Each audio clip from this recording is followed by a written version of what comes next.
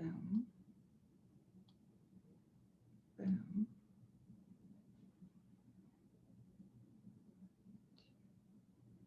Mute.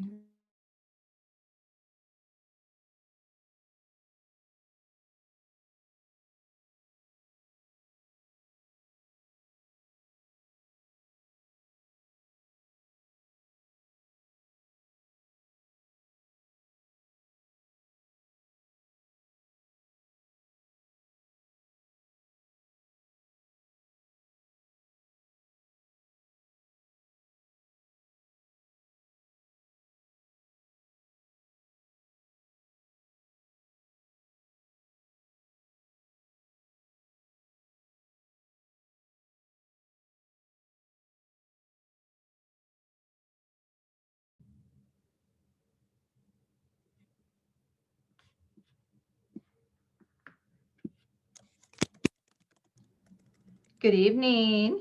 Hi, how are you? Good. How are you? Good. Hey, I want to let you know, I don't know if you got a last minute registration from Atricia Sorno. I did.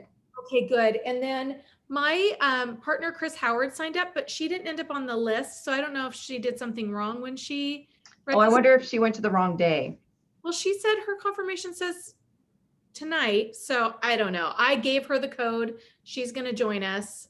Okay. So I gave her the access. So she should be able to get in, no problem. Actually, if you can send me her, or actually, let's do it right now. I may have to close this out, but I'm going to have her as a participant. I'm adding everybody that's registered just because that way they can show up. So actually, can you just email me her name and email really quick?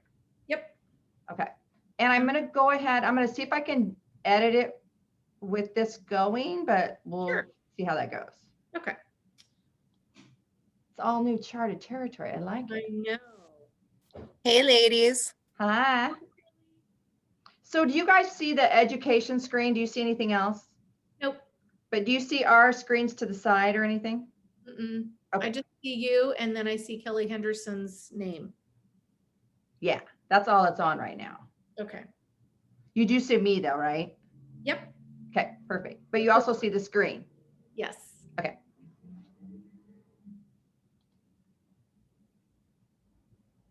Let's see. Let me quit. Well, let's see. See webinars. Go here. Let's see if I can do it right now.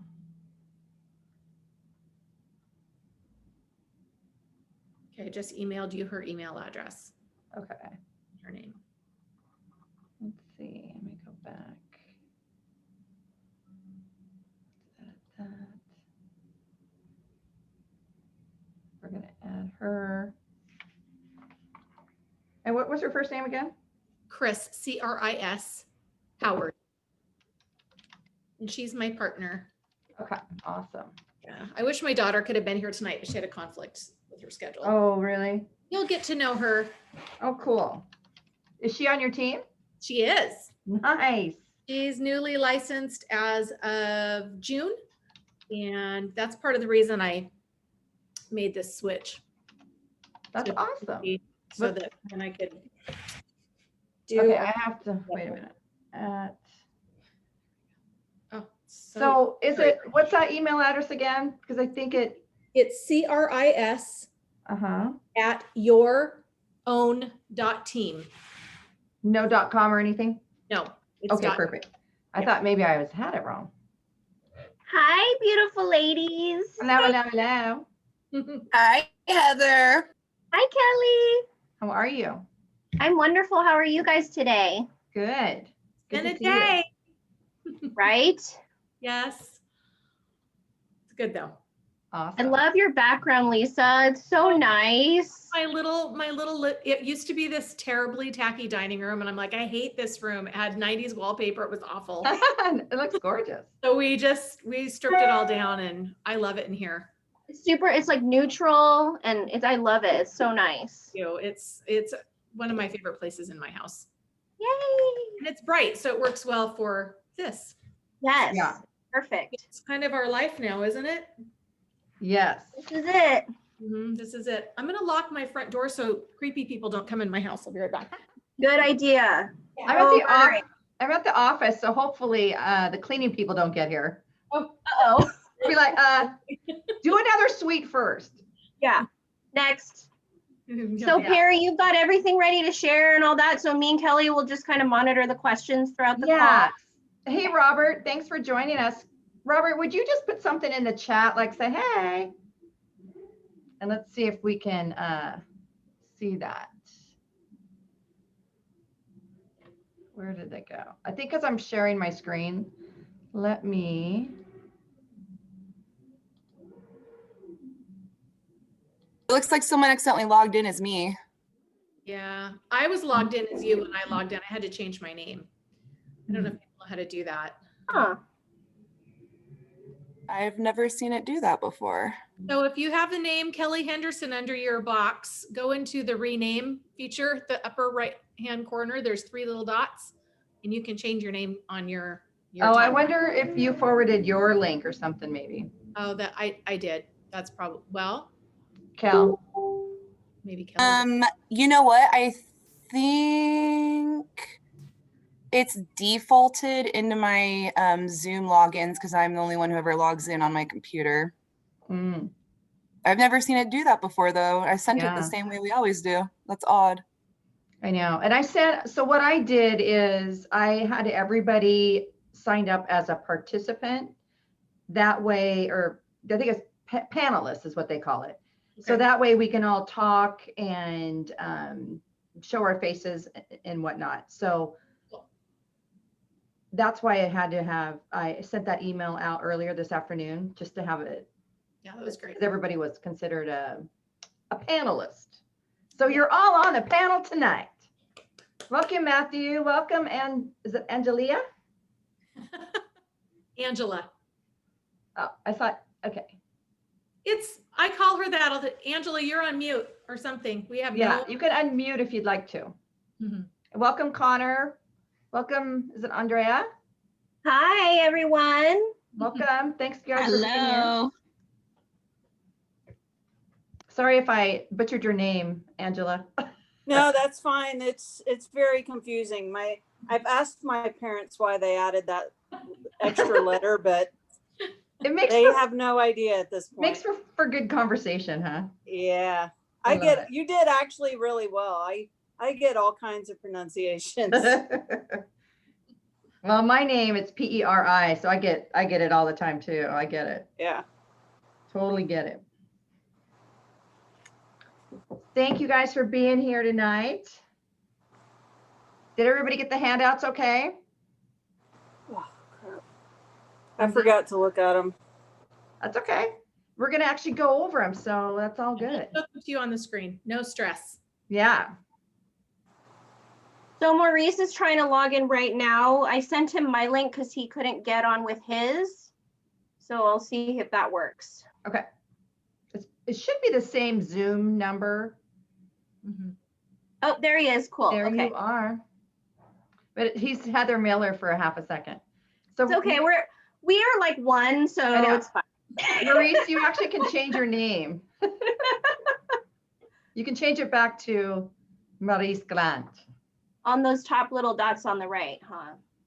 That's strange. Okay. I can't be Heather. I know. I would love that. All right, let me see if I can rename myself. I guess I could do it too, huh? No, I got it. I just want to Hey, see you guys do Beth. all the work. No. Hi, Barons. Hi, Molly.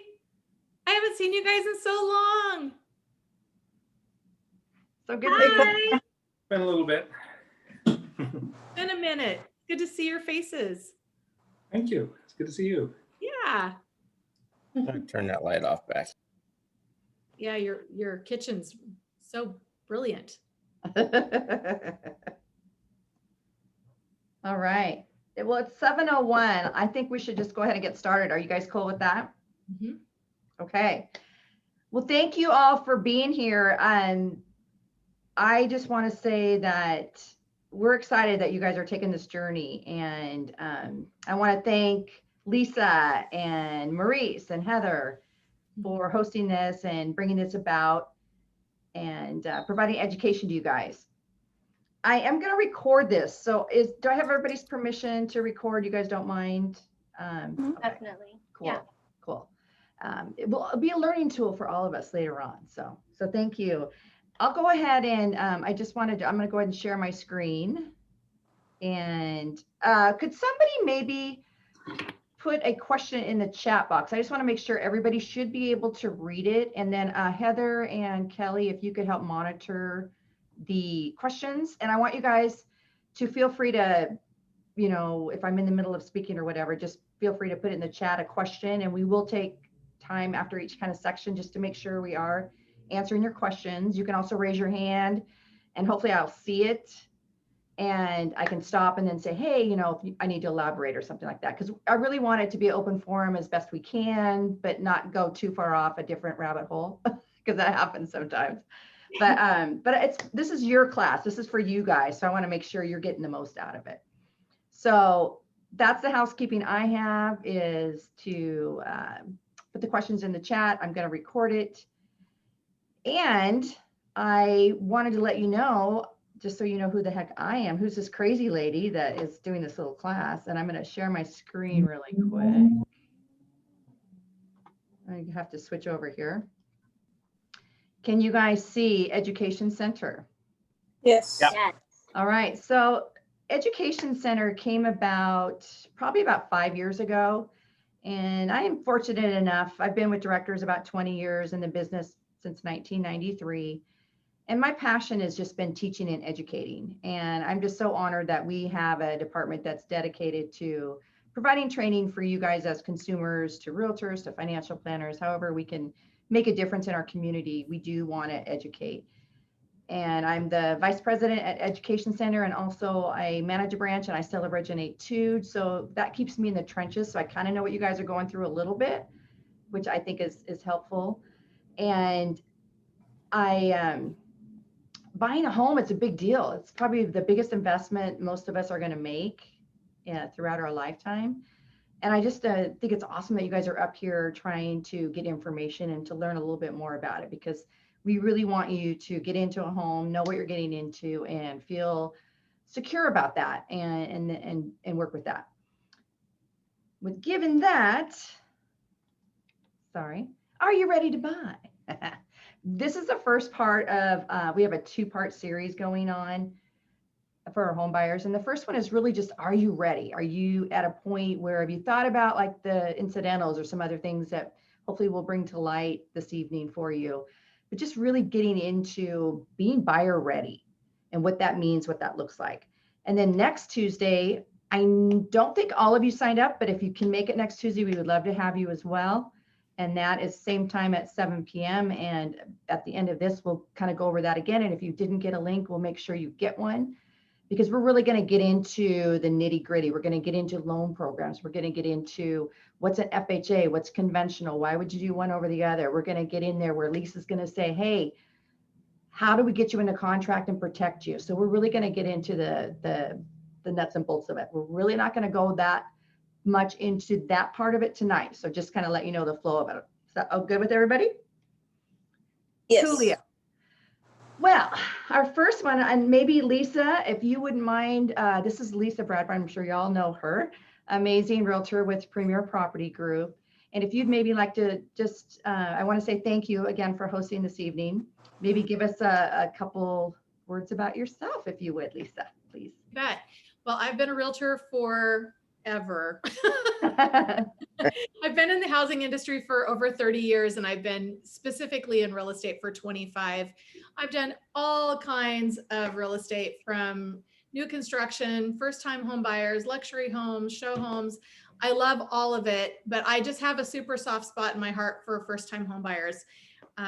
There's just nothing more gratifying for me to see people set out a chart and a journey. I know some of you are probably not ready tomorrow to go buy a house, but I want you to be dreaming and having action items moving forward so that you can really achieve that goal. And So that's why I'm here and taking this time. And so if you've got friends that in your peer group that are interested in that, we want to keep doing these classes. And the millennial market that's coming up is one of the biggest markets in history for buying homes. I don't want you to be discouraged by what you hear on the news. You can get a house, and we're going to help you get there. And having a good team of experienced professionals like myself and Maurice and the Director's Mortgage team, we're going to get you over the finish line. So just want to give you hope and encouragement for this process. And I'm really glad you guys all came. Awesome. Thank you. Yeah. And Maurice and Heather, would you all like to make a few comments? Yes, certainly. I'm Maurice Grant, a senior mortgage banker at Director's Mortgage. A little backstory. I think Perry may know this, but Lisa actually sold me my very first home a little while ago. I've been in this business for 27 years, and Lisa's able to comment on how bright my kitchen is because she sold me this particular house. So Lisa and I have a little bit of a history going back several years. Top-notch agent, will always look out for her client's best interests, and is a special woman to work with. So thank you, Lisa, for putting this on. A little bit of history about me. I've been at Directors going on my 18th year. Is that right? Yes, 18 years. As I said, been in the business for 27. Passionate for us is really helping people achieve that homeowner dream that seems to be elusive as home prices rise and people can't save enough money to keep pace with that. And we have some tricks of the trade to really kind of help you guys get started on what you should know and how to save and how to put yourself in the best situation to be successful when you're ready to buy. So Awesome. then my business partner, Heather, if you want to chime in on who you are, Heather. Hi, you guys. Thank you for being here and for hosting this, Lisa and Perry, for doing all the hard work, and Kelly. And I have been in the business. A little bit about me. I've been here for about 4 years in the real estate side. I've been with Maurice for about 1.5 years, and it's been the best decision of my whole life. My number one goal is to help people get into a home that they can call their own. So we're just really happy to have you guys here today. Awesome. Just a great team. I think y'all have a great team, and really that's the people that are going to get you home is the team. So good job. Thanks, guys. Thank you. Oops, sorry. I was a little trigger happy here. So what are we going to, going to start by getting ready. That's what we're going to start with. And we're going to talk a little bit about credit, what's going on with that, and saving for a down payment. We'll have some conversations about that, what you need to get ready for your lender. And also I have this amazing little worksheet I want to do with you on rent versus buy and share that with you. And then we're going to go ahead and hop right into what your next steps would be. So really, are you ready? Is everybody ready? How do you guys feel about that? And I can't really see everybody. I see that, it's true. So what I thought was, what if I asked you a series of 8 questions? So if you could maybe get a piece of paper and a pen, or if you like write, using your cell phone, whatever you like to do for tasks or whatever. I'm going to ask you guys 8 questions, and I want you to be honest, and I want you to answer all 8 of them. Okay, ready, set, here we go. First question. Do you have at least 2 years of regular steady income? These are kind of like yes or no. You don't really need to put anything other than that. Okay, is your income reliable?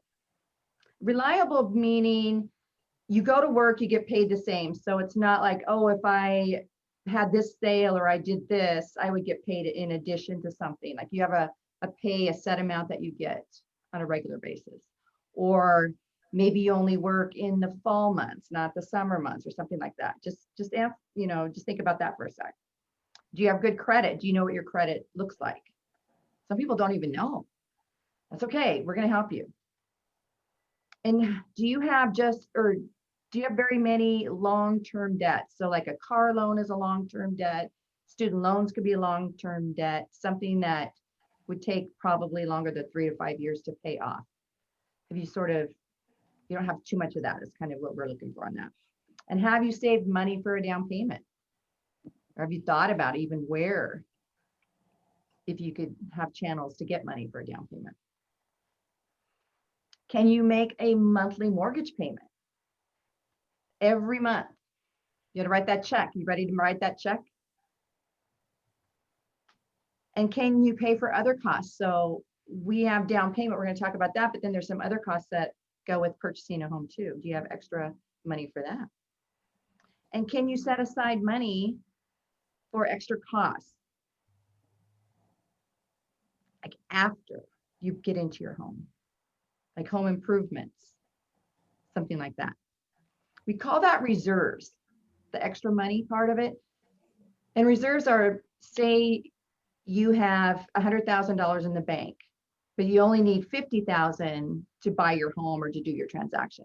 That extra $50,000 is what they call reserve. So it's money that you don't have to use right now. However, it's available in the future if you needed to.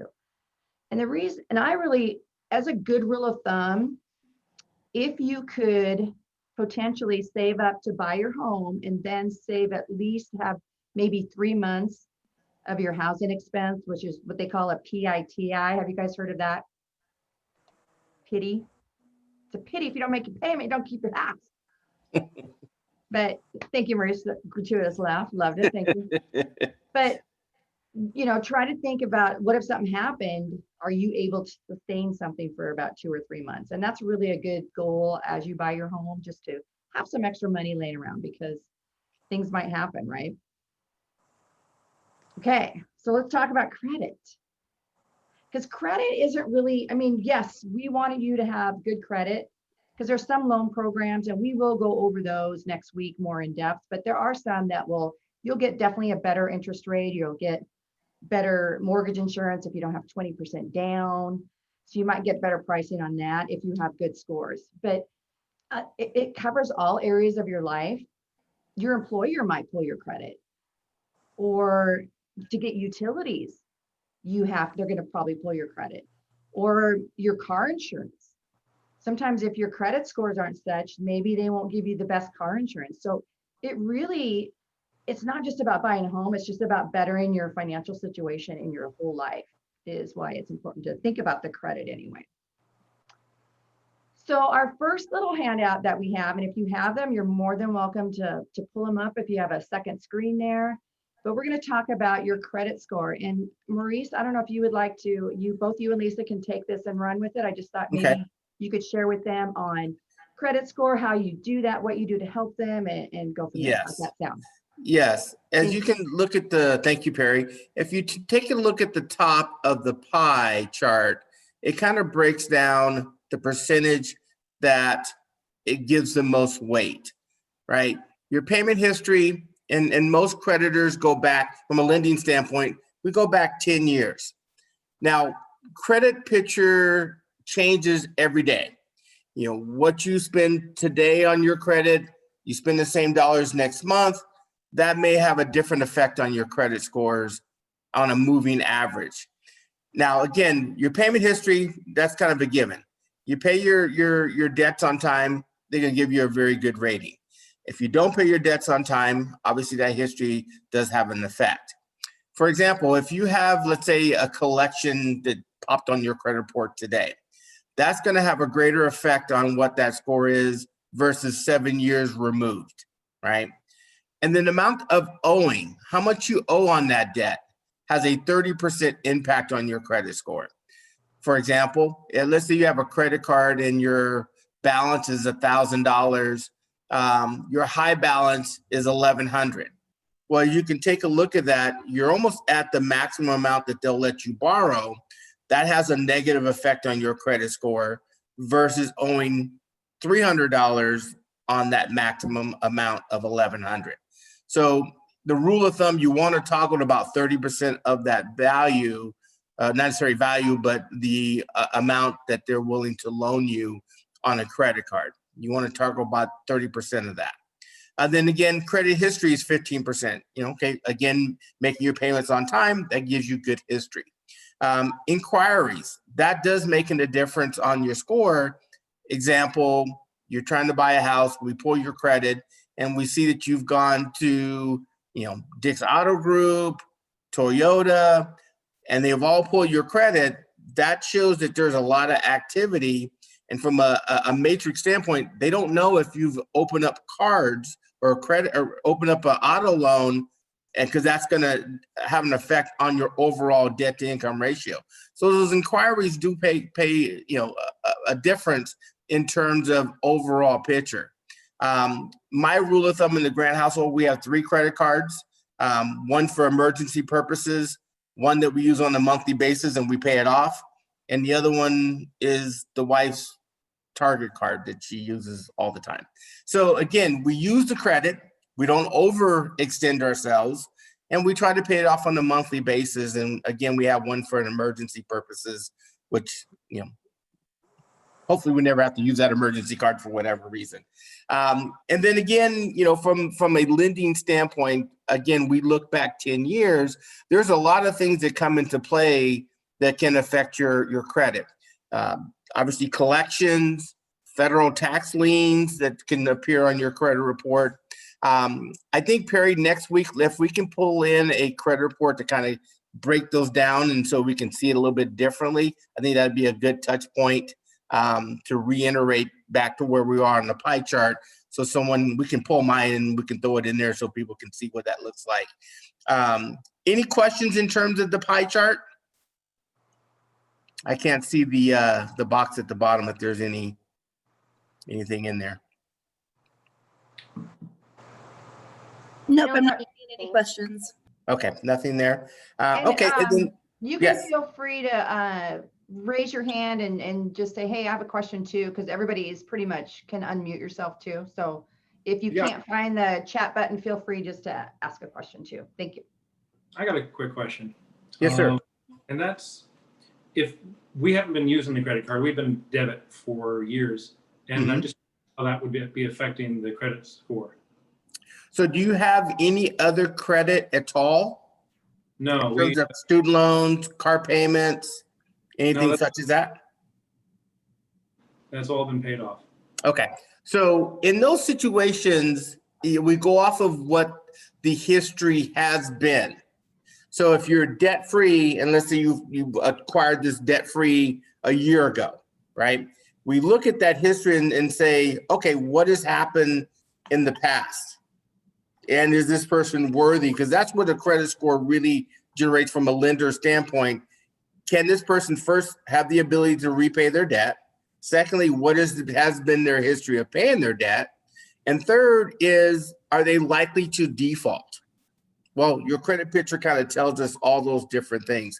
If you're an individual that doesn't have any credit current, we'll look at alternative ways to add things to that picture.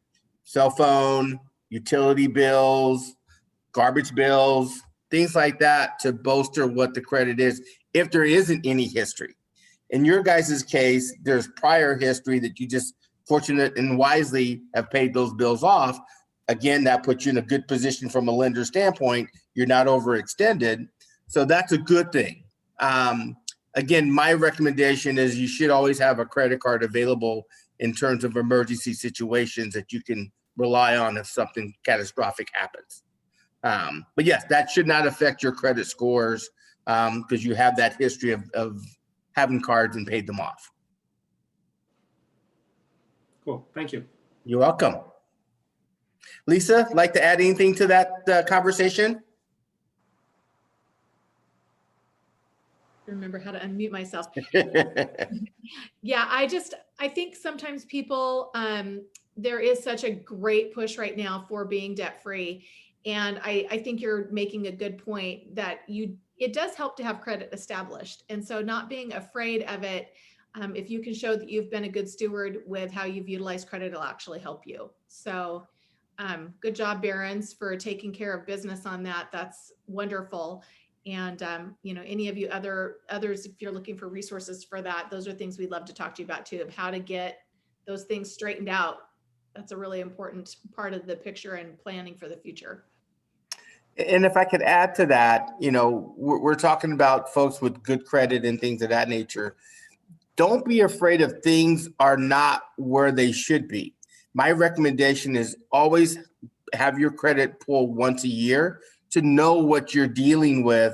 And if there is an issue, we can help you develop a strategy to address those issues and get those issues behind you so you can get back in, we call it the arena, to find that right house down the road. But don't be afraid of things that are, again, looking at a person that was young once upon a time, wasn't the best steward of my dollars at that time. And obviously learned a little bit as I got older and go, wait a minute, there's got to be a better way. And I got to get that 200 credit score up to something. So again, don't be afraid of, the things that you've done in the past, address those things, figure out a plan to solve those things and move yourself forward. Yeah, I would just like to chime in with that. That's such a good point, because when I bought my first house, we found some errors on our credit report that were things that had been, were running against my credit, and it was my first time buying. Everything was so slim and so tight, and it was just hard to, get there anyway. And so those mistakes really made a difference. And of course, then you're under a time pressure because you're in a contract. So taking a good look at where things are and making sure that there's nothing there that needs to be addressed before you're in a rush would be really important to do. Good. Yeah. Exactly. Okay. Good stuff. Good stuff. Okay, so we talked about your credit. Now let's talk a little bit about getting organized and on track and prioritizing your bills and your expenses. The stuff that I'm going to go over the next few slides is from the Consumer Financial Protection Bureau, also known as the CFPB. And they have a lot of amazing resources. They have a financial empowerment toolkit. It's about 243 pages. And I am not going to send that to you guys right now because you'd be like, my brain's going to blow. But what I'm going to do is I'm going to talk about one of their two of their modules. One is paying bills and one's the debt log and the debt action plan. And I will email that to everybody that's on this call tonight.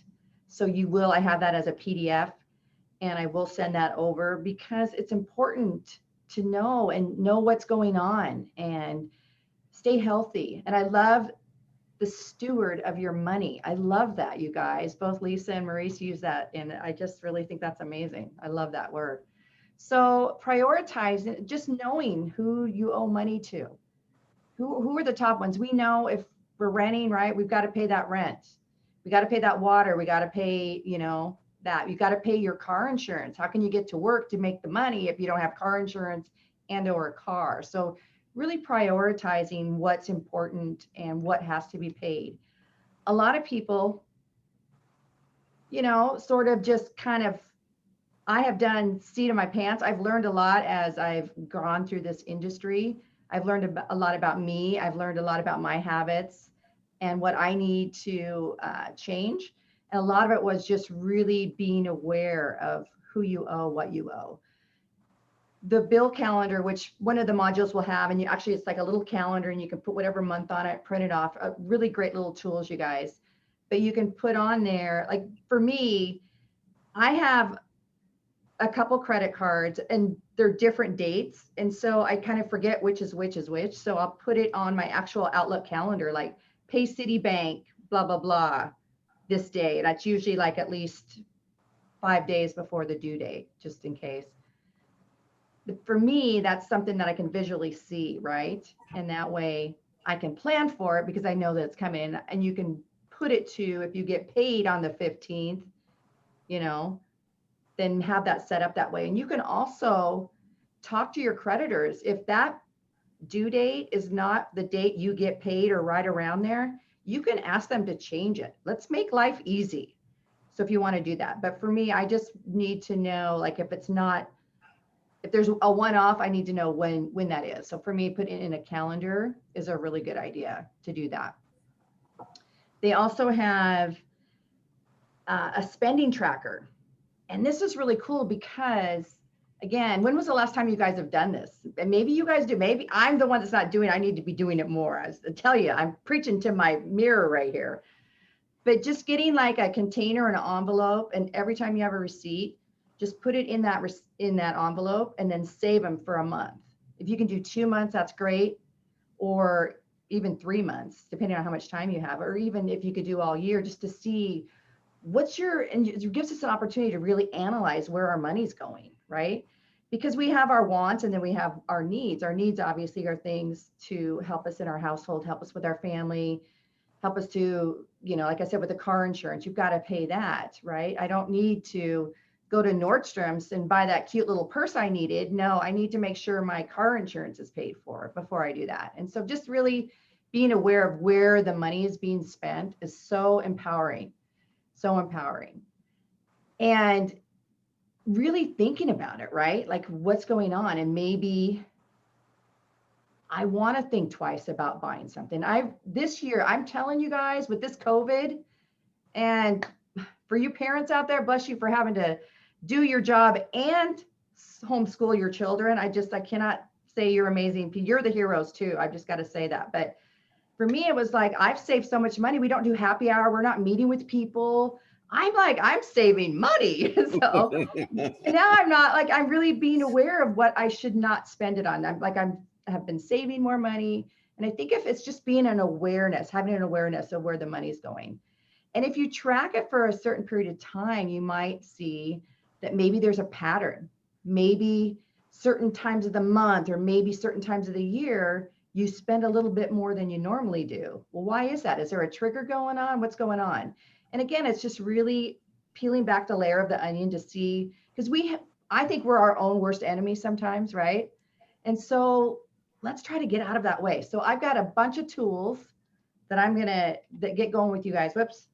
But with the debt log, this is a really good one too, because you really just have the opportunity to identify what are your debts. And as Maurice mentioned, this is another reason why you should have a credit bureau every month. Not alone just have your bills out, you can see what you pay, but when you have that credit report, you can see there might be a bill you might forget, right? So now you can see and put that in your debt log and gather it all together and make sure that you've got that so that you can really see where your money is going to. And don't forget, maybe you have a timeshare somewhere, maybe you got from your grandparents or your parents or whatever, and there's that quarterly dues you forgot about, right? Because they have those maintenance fees that they pay once a quarter. Put everything on that log. Make sure you have everything dialed down to what it is. And then after that, you can come up with what they call a debt action plan. And that could either be having all your bills, you've put them out in your debt log. Now, do you want to categorize it by interest rate, or do you want to categorize it by the balance? Some people like to take the smaller balances, pay those off, and then take that payment, add it to the next payment they want to pay off, and then kind of do a domino effect of paying off debt that way. Some people want to I want to pay off the highest interest rate credit card, or whatever the case may be. So it's whatever fits your style, whatever it is that will help you be successful in that goal of doing these debt things. So it's just really, again, we want to provide tools for you guys. We're not going to get too deep in the weeds here, but we just wanted to know that you've got plans. So if this is an area that you would like to improve upon, we're going to give you some tools. Is that cool? You guys like that? And one thing I cannot stress enough, don't wait until the payments come and gone, if you will, before you talk to the creditor. So maybe you got in a car accident, and heaven forbid this doesn't happen, cancel out there, but you got in a car accident and now you're in the hospital, but maybe you don't have your bill set on auto pay. Who's going to be taking care of that for you? Or maybe, you're in furlough, this crazy time, right? Maybe your company happened to be the ones that say mandatory furlough. Creditors want to work with people, especially this year more than ever. So notify them if there's a problem, something coming up. Just talk to them, pick up the phone, say, hey, I have an issue here. Here's what's going on. And they'll work with us. They really will. So I just wanted to throw that out. So don't be where it's at the very last thing. Does that make sense? Yep. Okay. Part of that too, you got to watch out. There's scammers out there. People that, and it's just, if there's any fear-based, that you will see people come and try to get in on that action and take advantage of people because there's fear involved. And there are a lot of places that may say, hey, you're having problems with your credit or with your debt, I should say. let's take it and put it all in one lump sum. You make one payment to me and we'll divvy it up and blah, blah, blah. And I'm not saying that's bad or good or anything. I'm just saying that be careful and watch out, because they're probably going to charge a fee. Nobody's going to do that for free, you guys, right?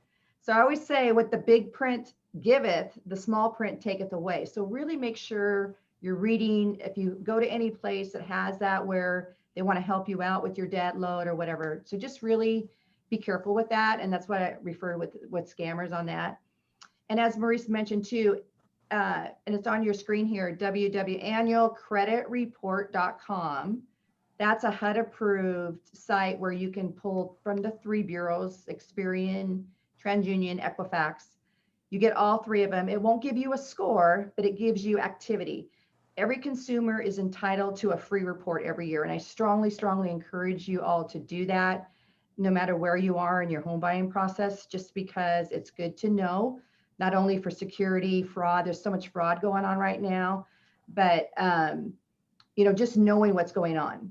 Like I said, it won't give you a score, but the scores that consumers receive, like on your Credit Karma, your credit cards, that's not the same score that lenders see. So don't get too caught up on what your scores are based on the consumer side, just FYI on that one. And then another huge one to go with this, I want you guys to write this down. It's optoutprescreen.com. So it's O, P as in Paul, T as in Tom, O, U, T as in Tom, P as in Perry, R-E, S as in Sam, CREEN.com. Optoutprescreen.com. So I don't know if you all know this, but Equifax, TransUnion, and Experian sell your data to the highest bidder. That's how they make money. They're not everybody's margins low, so that's what they do.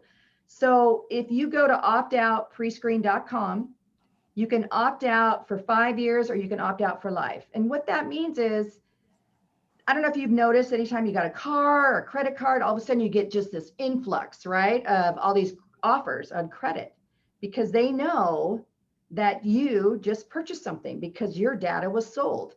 Now, they can't give away your birth date, your social security, any sensitive stuff, but they can give away your address. If your cell phone number or phone number is tied to it, they can give that out, an email address. That's why you get a bunch of solicitation. So the reason I'm bringing it up is, for me, I would rather choose who I want to pull my credit. I want to choose who I give my credit to instead of people soliciting me. So I just wanted to throw that out there, let you guys know that that is a huge part of that too. So any questions on your goals and all that kind of stuff? Opening the floor here. And you guys, if you want to make a comment, Maurice or Heather or Lisa, what you guys think? Well, I think from a lending standpoint, it's always good, not just say from a lending standpoint, but from a consumer standpoint, to really, really know what's on your credit report so you can address those things, good, bad, or ugly. It's really important to address those things and knowing exactly what you need to do to get yourself ready. Yeah. That's a big deal. Yeah. I'm sorry to interrupt. Lisa asked if we could get that link into the chat, so I put it up there if anyone wants to just copy paste it. The opt-out pre-screen one as well would be great if we could add that one there too, Heather. Here, I'll do it really quick. Awesome. It's optoutprescreen.com. Does that come out okay? Mm-hmm. Yeah. Yeah. Perfect. Good idea. Thank you for suggesting that. Yeah. Okay, so now we've talked about credit and why it's so important to have that dialed in, if you will, and managing and just having a good budget going on. And then we also have some do's and don'ts. Do you guys want to chat about that as well? Kind of like touch on some, or what you think is important with that? Well, yes. Anytime from again, lending standpoint, and we had this situation happen last Friday on one of my transactions where they're buying a home, everything's going great, and the wife goes to Kohl's and wants to get the 40% discount. Big problem, big problem, because an underwriter has to calculate the debt to income ratio. And she has to have a number to put in that matrix to determine what is the risk factor.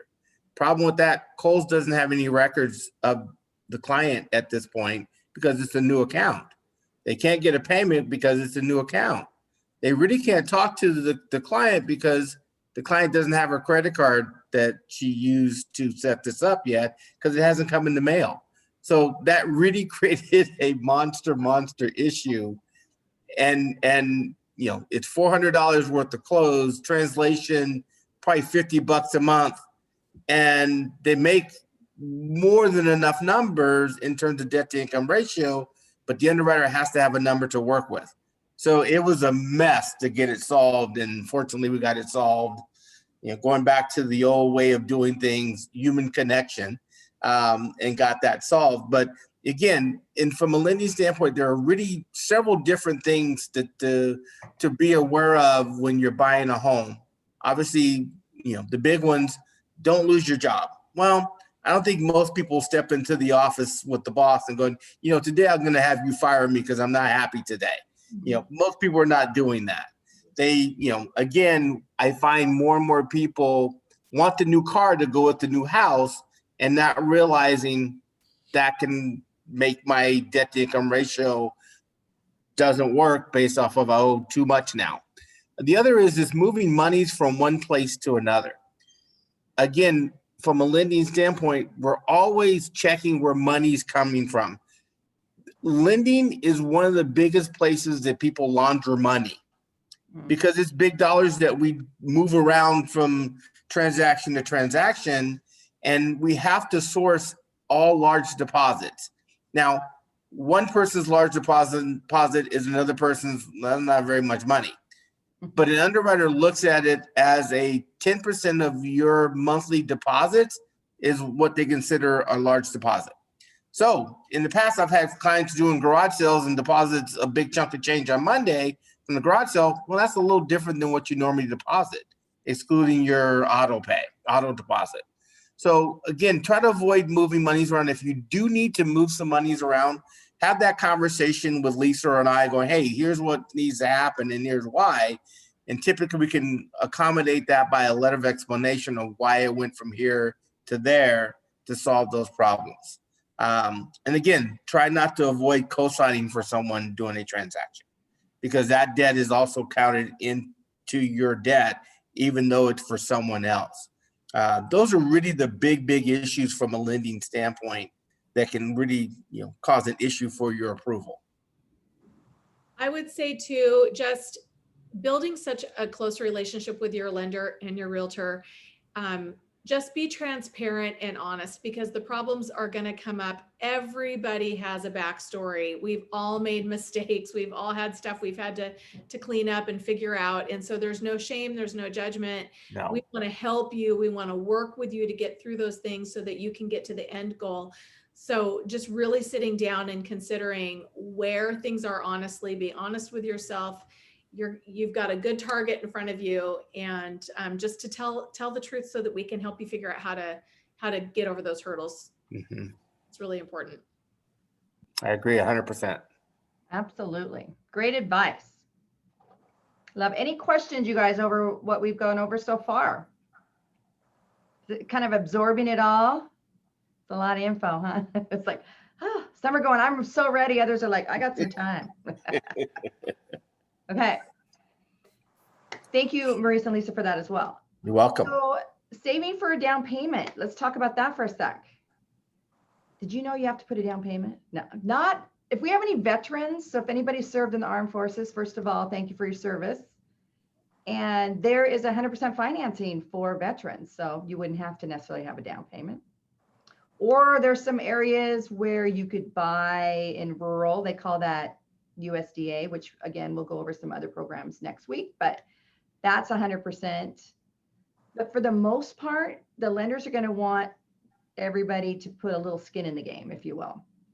So just for the sake of easy math, I'm not sure if you're going to be able to find a house for 100,000. However, I'm very simple mind here. So your home's worth 100,000 and you do an FHA loan, their minimum requirement is 3.5% down. That's $3,500. I also put loan to value as a term you're probably going to hear as you go through the process too. Also short for LTV, loan to value. So if you buy the house for 100,000, then that means your loan amount will be 96,500. And that's where we come up with the 96.5% loan to value. Let's say you want to do you have 5% to put down. So on 100,000, 5% of that would be 5,000. Again, with that, you're at 95% loan to value. So your loan would be 95,000. Then with 20% down, would be 20,000. So it's whatever percentage of the purchase price is what we are figuring out.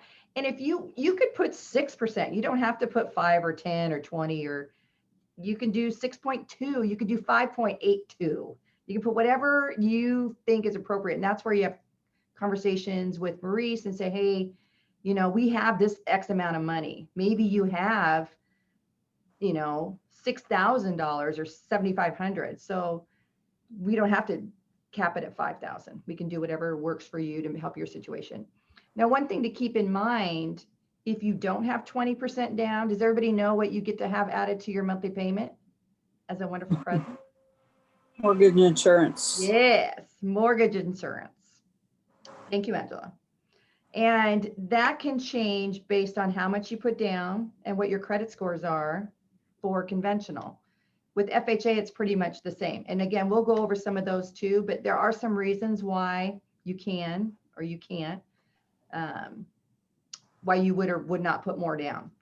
The other thing is there's different ways to come up with down payment money.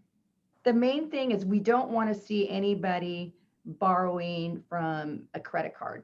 Anything unsecured, that's a big no-no for lenders. So you could have gift money. Maybe you have somebody that's like, you know what, I would rather see you guys enjoy this home while I'm still here. I'm going to gift you some money, and you can use that as a down payment. We have, there's some retirement funds, like a 401k, where they'll allow you to borrow against that. You can pay yourself back the money, so you get the interest on that. So there's different ways. You could, if you owned a car free and clear and your ratios were fine, you could do that. So there are different ways to come up with down payment money. So, and that's a good conversation with Maurice and Heather that you can have, is like, maybe that's an area that you want to see some options, and then we can kind of go over that with you guys. But in addition to the down payment, you have what's called closing costs, which represents some lender fees. It could represent an appraisal fee. It will represent the title and escrow. So title and escrow is going to facilitate the transaction between the buyer and the seller. They have fees. As a lender, your lender is going to tell you everybody that has their hand out and who wants money, and that's part of the transaction. So, you know, there's sometimes, and Lisa, I'm sure we'll talk about this next week, but the seller sometimes can help, or there might be a program that could help with some closing costs too. The main thing is, if you're doing FHA or you're doing the 5% down, that actually that 3.5% is down. So you can't have, like if the seller is going to help pay some closing costs, they can't pay part of your down payment. It has to strictly go to closing costs. So, and then the other things too, you'll have prepaid and reserves. So prepaid and reserves, we're going to pay your property taxes, your homeowner's insurance for a year, so that when you make that one payment every month to that lender, it'll all be paid for you. So you just have to know that there's some other things that are going to come up too at that point. Is there anything you guys want to add to that? Well, we do have a question. It says, do you pay taxes on gift money? No, you do not. The receiver of gift money never pays tax. The person that is the donor, right? I'm getting my words right. The donor, every year they give you what's called a annual amount. And I believe it's like 16, 17, I'd have to look for sure, but it's like 17,000 or whatever it is. And so if maybe mom and dad wanted to give you guys 25,000, they could still give you the 17, which is the annual, but that difference over 17 to 25, like, so what is that? 6,000, no, 9,000, right? Mm-hmm. They would take out of a lifetime exclusion. So the chances of anybody ever paying taxes on it, it typically won't happen. But that's a great question. Also, Hey, Perry. Perry, Yeah. also Perry, in that description, we can also break it up where mom is giving X amount to one and dad's Yes. giving X amount. That way you don't have the conflict with the taxes. So Absolutely. there's lots of different ways that we can put that together. Absolutely. Absolutely. But I would say 99% of the time, the donor will never have to pay taxes on that gift. I would agree. Yeah. That's a great question though, because a lot of people don't know, or they think it's, oh, I can only give 5,000. Oh, you can give a lot more than 5,000. Yes. So Hey, awesome. Perry. Yeah. I have a quick question just because I've heard some buyers ask this before. And it has to be gifted. You can't pay them back, right? Oh my gosh, such a great comment. Thank you for bringing that up. Who was that? You know, the one who works for you. No. Oh, sorry. I can't see. I've only got three here and I can't tell who was talking, but that is a great question because sometimes our loans get audited, you guys. And so I always look at them and say, this is a gift, right? Because if that file gets audited and they call grandma who gave them that gift and grandma goes, oh my gosh, I wanted to help those kids out. And they were so sweet. They paid me after 6 months. I got all my money back. Guess what? They could call the loan due. So it really, truly has to be a gift. So that's a great point. Thank you for bringing that up. Thank you. Yes. Anything else? You guys are so good with questions. Okay. So what does your lender need? We want your blood type, your firstborn. No, just kidding. It feels like it. Well, It we are certainly very feels like nosy. We want to know everything about you, but for a good reason. And I'm going to let Maurice and Lisa tell you why. Well, again, from a lending standpoint, this is a big decision to buy a home. And from a lending standpoint, it's also a bigger decision to loan that dollars to you and wait 30 years to get it back. So that's a long time to wait for, let's say it's $300,000 loan to get that back. And we all know life events can happen in 30 years. So the lender wants to make sure their decision to loan a person is fairly secure. In that, we have to verify a lot of things about you. And Perry's right. It's almost, we need a DNA sample, it feels like sometimes, because we really ask for a lot of information, a lot of personal information. Mm-hmm. But in there, it provides us with decision-making capability. For example, we need 2 years of your tax returns, 2 years of your W-2s, 1 month worth of your pay stubs. We also need 2 months of your bank statements. We need your driver's license to verify who you are. There is a form that we send you to verify that you're a U.S. citizen or not. Also, we want to know about your investments. Obviously, we're going to pull that credit report to see what your habits are. If you have a bankruptcy, we need to know what those terms of that bankruptcy was. Also, if you're divorced, that seems quite intrusive, but there's usually some, either alimony or obligations in that bankruptcy or in that divorce decree.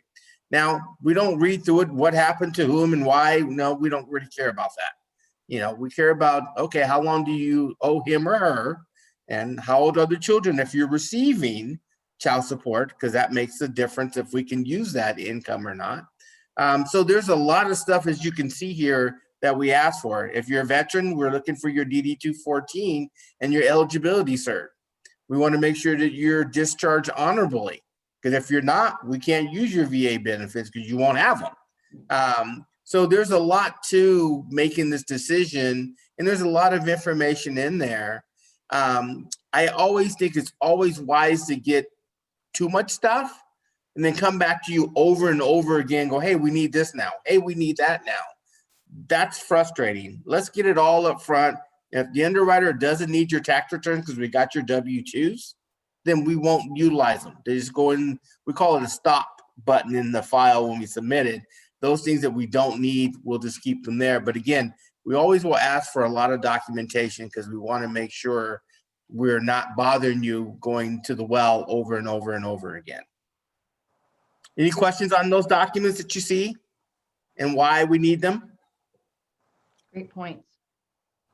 I would say one thing that I've run into, I'm guilty of this, but I've seen it with my clients too, really being sensitive about the time of year that you're going to get started in shopping and making sure your taxes are done. That one just, it has snuck up on me, and I'm in this business. So when it's in the horizon and you're starting to think about, okay, I'm going to get more serious about this, assess what time of year it is and go ahead and get those finished so that you've got your certificate that you've got those filed, and then you won't have a problem. Now, with Lisa's comment there, taxes in the prior year other than this year are due April 15th. So if we're close to April, we're going to ask, well, actually come January 31st, after you get your W-2s, we're going to start asking you, have you got your taxes done yet? Because again, if we got your W-2s, don't wait to get your taxes done. Get them done early. That way you're not up against it. If you find that property and it rolls around to April 15th, we're not going, hey, we got to wait till you get your taxes done. And with that being said, and this really dives pretty deep in here, we also, when you file your tax returns, there's a supplement that we get from the IRS, and it's called your 4506T, which are transcripts of your tax returns. We verify what you gave us is what you reported to the IRS. Again, they're looking for fraud. So if you're up against the 15th of April, we need those transcripts. The IRS is pretty busy around that time of year, so that can slow down your process or flat derail it if you do it the wrong way. Absolutely. Those are awesome points. So true. God, you guys thought this buying a house was easy, huh? It really is. It really is. We just want to tell you that these guys are going to take the stress off you. That's why you get the team. Yes. You get there, you get prepared. They've been around the block, not like, know, but you know what I mean? Yeah. Yes. So, it's important. I love it. Thank you. All right. And the other reason we want to get all the information is because of this. Yes. This is the biggest thing the Director's Mortgage has ever come up with. And I believe Perry was in the room when this decision was made on how to do this. I was their first one. Yes. Yes. I will admit it. Mark has said that for the first 3-5 years. I was like, okay, yeah, it was me. So our company has decided to really put our money where our mouth is. And if a transaction falls apart after the home inspection, we'll refund whoever loses their earnest money. So in essence, we're guaranteeing your transaction. If you lose your job while we're purchasing the property, then we're going to give you your earnest money back. You don't lose anything. And this has actually helped our agents close more deals than anything that we have to offer, because we have vetted the client. We know what's going on with the client. We have a conversation with the other side. The other side is the listing agent, because we know it's a complicated and, quite frankly, pretty competitive marketplace out there. And we have to have every tool in the tool belt to help you acquire that property. I have a client right now that's on their 50th offer that they've written this year. Wow. And it's a lot. They're looking for something right at the 350 mark, and that competition is super thick, super thick out there. But again, we're using the pre-approval guarantee to really give a leg up to help sweeten the deal, if you will. And it saved, several transactions, and there's some tricks in that as well. We have one where there's repairs that needed to be done in the home, and the seller didn't have the money to do it. We released the earnest money. Again, there's a guarantee in there, and he used those funds to fix the repairs. Everybody's happy, transaction closes. So this is a really slick tool to help our clients out. Yeah. Awesome. It's so good. Yes. And I've worked with a lot of lenders. Nobody does this, you guys. So yeah. We have to be different. We have to be different and make a difference. I love that. Yep. Yeah. We can make a difference. Love it. Yeah. Love it. That's awesome. So we've talked about kind of like, are you ready? What are you doing? Here's some stuff you got to do. Here's some hoops you got to jump through. Why do you guys want to go through all this? It makes sense. I'm telling you. We're going to go over you have this in your handout as well, but I'm actually going to open it up. So will you bear with me while I stop sharing this and bring the other one out? And I'm going to tell you my story while I'm doing this, because I bought a home in April of 2012. I did an FHA loan. Do you guys see the screen, the Excel? Okay, perfect. Yep. Bought my house, put 3.5% down, did FHA, and it was like 9,000 something. Because I had another house that I turned into a rental, moved there. So fast forward to December of 2017. So 5 years, right? 5 years. And I walked away in my bank account. So after realtor fees, I live in Washington, so we have to pay excise tax. I had $107,000 wired to my bank account. And I want to ask you, where would you have put $9,000, say $9,500, and had that kind of return in 5 years? And Nowhere. I know, right? Correct me if I'm wrong, Lisa. That wasn't a crazy market from 12 to 17 either way, was it? No. Yeah. So it makes sense, you guys. It not only to have your own place, but to build some wealth. Mm-hmm. Now, this is a little calculator. So we did a little mock-up saying that we're going to buy a home for $450,000, and in that price range, you were thinking about $2,300 would be the equivalent of rent. We're going to do 5% down. Here's your closing costs and your prepaids. We talked about that a little bit in the beginning, and again, next week we'll go a little bit more in that. If we did FHA, we'd have an upfront mortgage insurance, but we're not. We're just doing conventional. So now we have a loan amount. We have a purchase price of $450,000. We have a loan amount of $427,500. Interest rate right now, 2.875. Interest rate right now, 2.875. Interest rate right now, did you guys know it's 2.875? The rates are phenomenal. Yes. So, historic lows. So, and that's a 30-year fix, nothing crazy. And here's a monthly. So this is based on somebody with like a 720 credit score or higher. So it's, like I said, it's all based on what your credit score and how much you put down. So their factor is 0.59, and what that equates to is a monthly payment of $210. We do have your property taxes, and we have your homeowner's insurance. Remember, we talked about principal, interest, taxes, and insurance. And if you had any homeowners association, that would be included there. So if you look, you guys see my mouse too, right? So if you're looking, $2,479 to buy is real close to that $2,300. Now, part of this is being taking advantage of tax brackets, but you can only take a standard deduction or itemize. You can't do both. We have found with the new laws that changed the last couple of years, more people are probably 70-75% are going to be doing the standard deduction. But if you were to be able to itemize, then you would see some amazing improvements in these two boxes. But I didn't want to put that in there because that's a big what if, and I'm more about being conservative with what I show people. So, okay.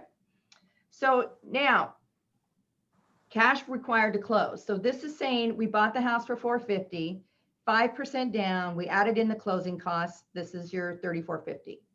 Typically, when you rent, you put first and last down, right? So we're saying, okay, they're put 46 and then 3450. So there is a big difference. If you don't have 3450, renting might definitely make more sense to you, right? Or you may figure out after you see this slide how to come up with some money.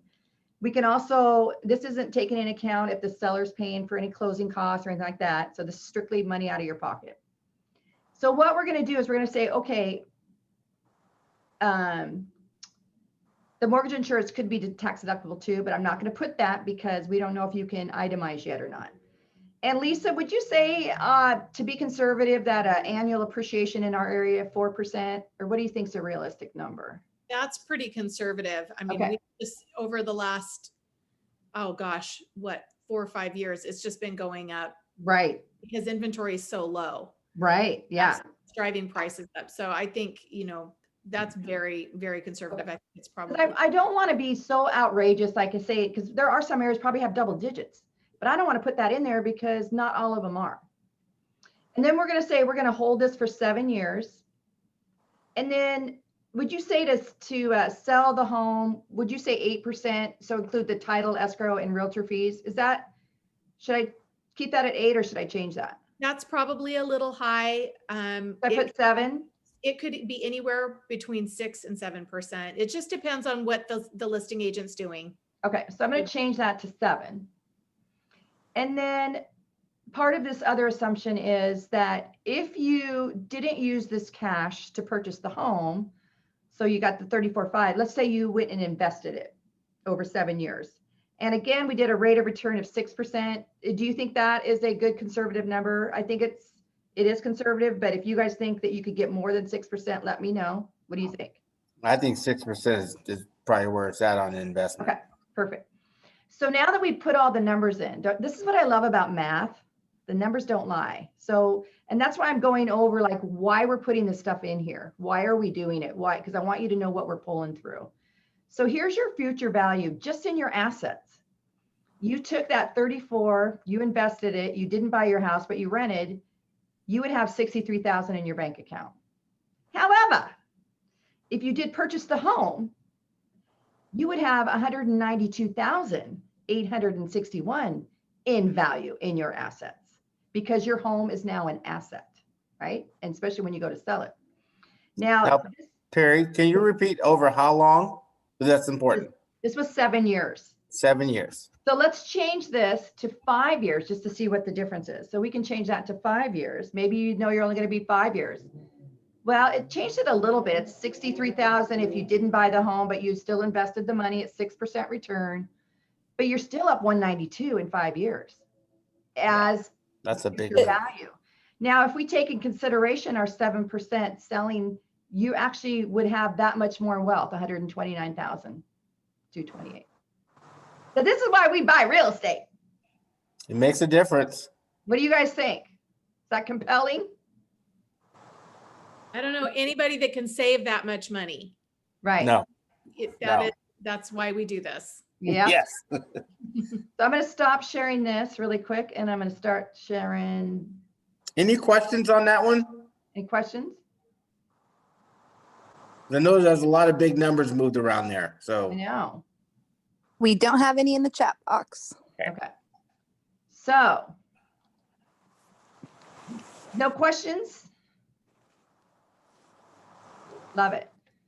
I was reading a comment. And I was reading Heather's comment. I go, love it. And then I said, oh, no questions, love it. I didn't mean it like that. Sorry.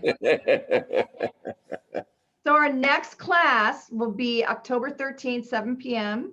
It is a different Zoom link. So I think most of you have it. You can go to edu.net also.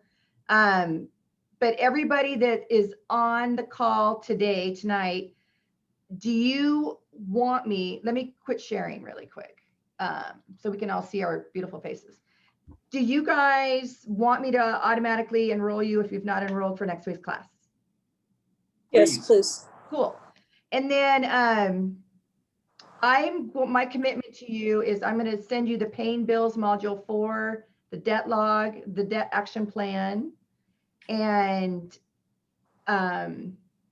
that's going to be my to-do list after we're done with this to get that over to you guys. Was there anything else that I could provide for you? Okay. I just want to say you all have an amazing team, and I want to thank you for taking your Tuesday night to better yourselves and better your life and get the knowledge. Knowledge is power. I mean, that's why I love this education.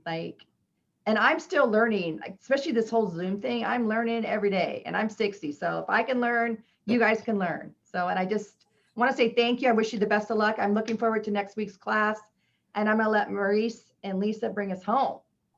Well, again, thank you guys for joining us. Hopefully this was educational and it brings some benefit to all of you.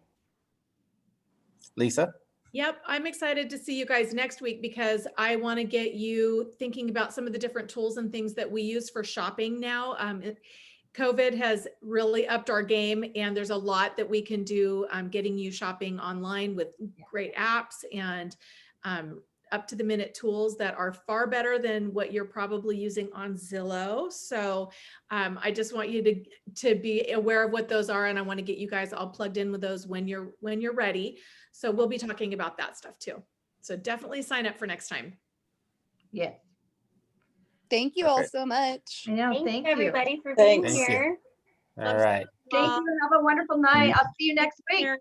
All right. Have a good night, all. Thanks, Bye Maurice. everyone. Bye. Bye.